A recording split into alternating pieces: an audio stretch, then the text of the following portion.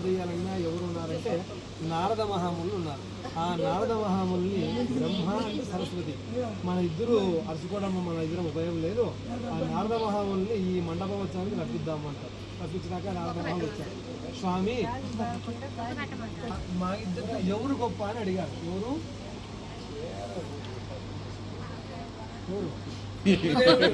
బ్రహ్మదేవుడు సరస్వతి.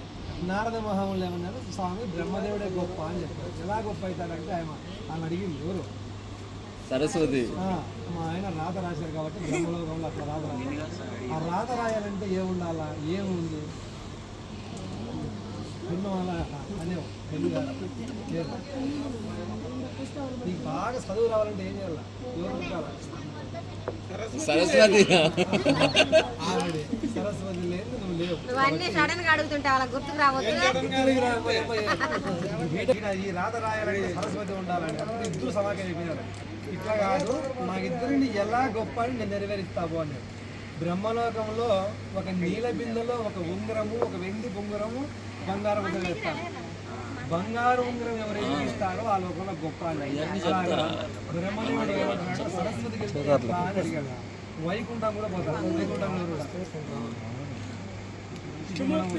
ఎవరికి చేయండి విష్ణుమూర్తి, లక్ష్మీదేవి. తర్వాత మూడో అంటే కైలాసం పోతాం.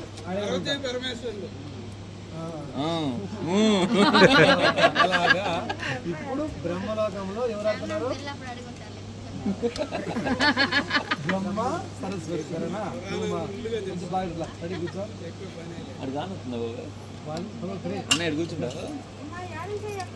మీరు పట్టుకోవాలి.